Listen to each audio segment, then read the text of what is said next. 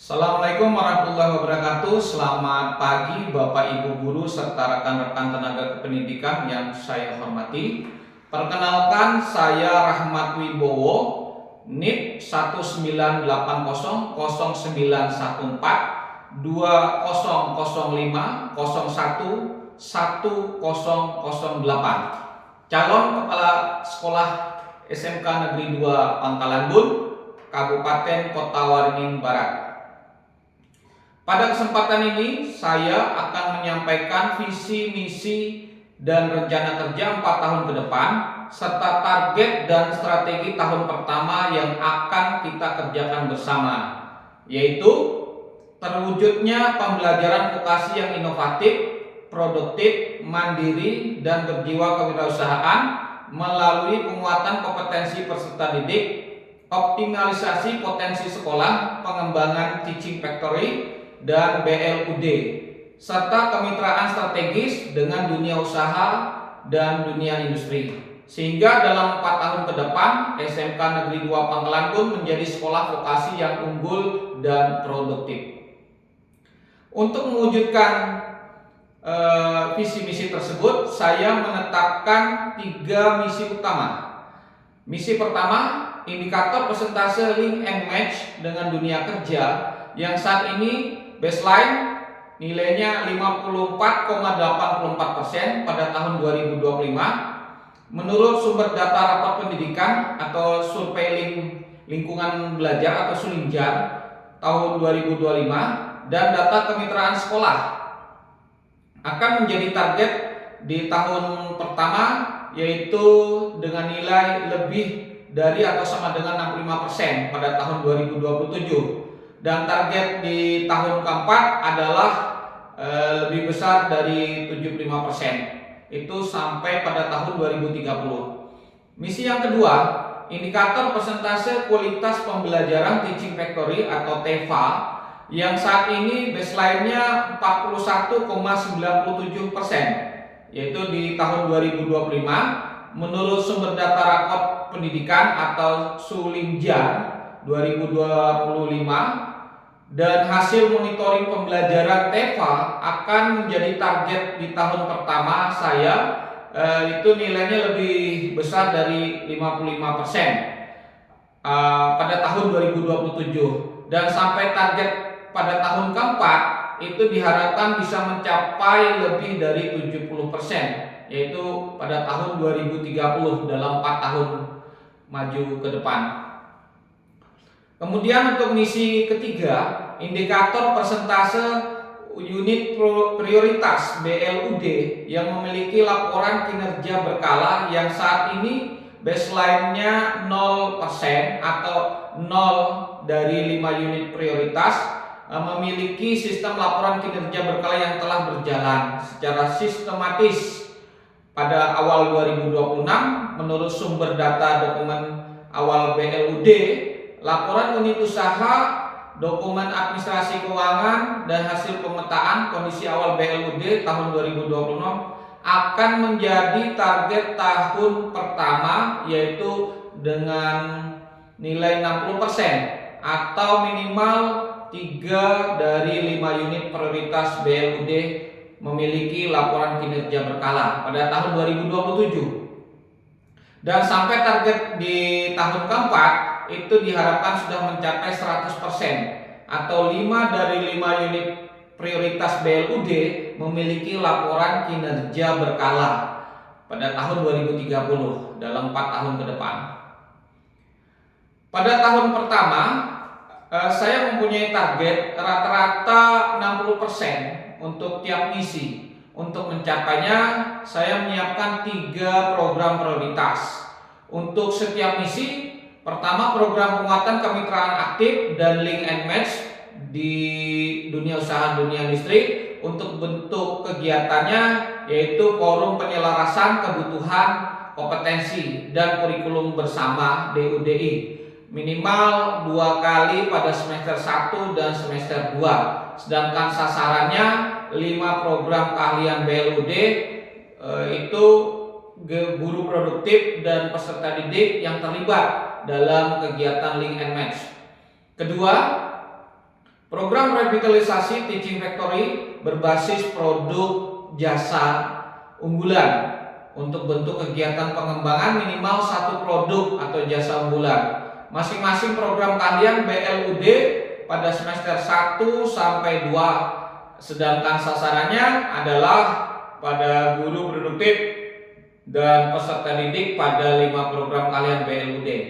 Ketiga, program penguatan BLUD produktif dan kewirausahaan berbasis produk atau jasa unggulan untuk bentuk kegiatan menetapkan minimal 3 unit atau program keahlian prioritas. Sebagai pilot pengembangan BLUD pada tahun pertama, sedangkan sasarannya 5 program keahlian BLUD dengan minimal 3 program keahlian sebagai unit pilot pada tahun pertama. Guru, pengelola BLUD, dan peserta didik yang terlibat dalam produksi atau jasa. Adapun anggarannya ini didapatkan dari sumber dukungan BSOP melalui ARKAS, dana daerah, pendapatan BLUD, dan kemitraan CSR sesuai dengan ketentuan. Untuk penanggung jawabnya yaitu kepala sekolah, ketua tim BLUD, Wakasek Kurikulum, Wakasek Humas, Wakasek Kesiswaan, Wakasek Sarana Prasarana, dan ketua jurusan atau ketua program keahlian. Dan kita evaluasi setiap waktu, evaluasi tengah tahun pada akhir semester 1 dan evaluasi akhir tahun pada akhir semester 2 di akhir tahun 2027. Adapun risiko terbesar adalah risiko keterbatasan kesiapan sumber daya manusia, tata kelola, sarana, dan kemitraan, sehingga kegiatan TEVA dan LUT belum berjalan konsisten serta target peningkatan link and match belum tercapai. Untuk antisipasinya atau mitigasi yaitu menetapkan program prioritas secara bertahap dengan fokus pada TKP, teknik konstruksi dan perumahan, dan minimal 2 program keahlian lainnya sebagai pilot, menyusun SOP dan pemberian atau pembagian tugas yang jelas, melakukan pendampingan guru dan pengelolaan BLUD, membangun minimal 10 mitra DUDI yang relevan, melakukan monitoring triwulan, serta melakukan evaluasi dan perbaikan apabila target antaranya tidak tercapai. Ada 5 prinsip kerja yang ingin saya tegakkan. Pertama, prinsip kerja keteladanan.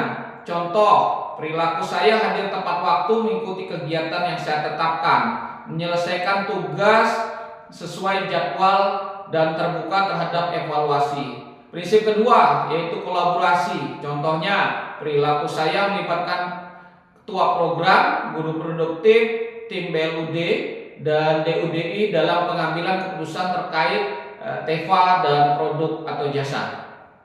Prinsip ketiga berorientasi mutu dan pelanggan. Contoh, perilaku setiap produk atau jasa TKP dievaluasi kualitasnya dan meminta umpan balik pelanggan setelah pekerjaan selesai.